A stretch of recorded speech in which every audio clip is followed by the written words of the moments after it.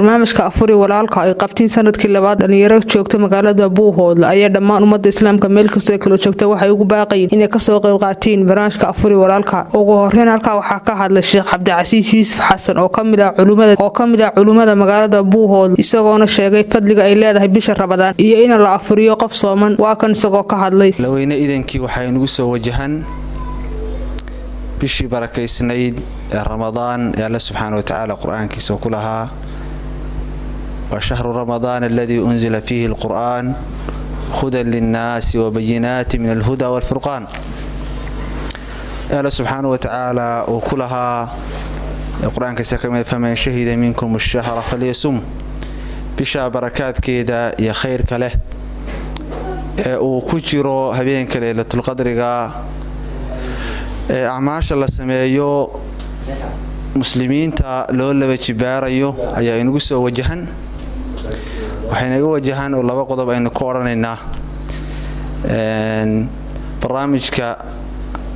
afuri walaalka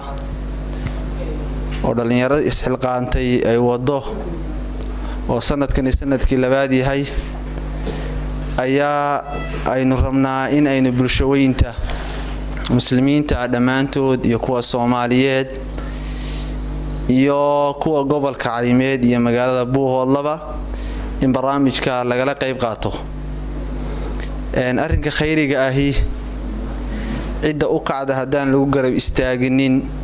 khayrka iyo wanaagaasi socodkiisa ayaa dabcaya afurinta qof muslimiin la afuriyo wuxuu nabiguna u sheegay salawaatu rabbi wa salaamu alayhi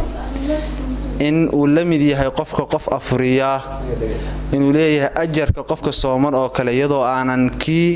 na ajarkiisi aan laga nusqaaminaynin marka waxaan xusuusinaynaa ajarkaasi loo helo qofkii qof afurin karaya iyo kii laba afurin karaya iyo kii saddex afurin karaya si guud in qof kastaaba ajarka weyn uu ku dadaalo oo aynu ka wada qayb qaadano aynu istaagno in dad badan oo xaajira dan yara oo aan awoodin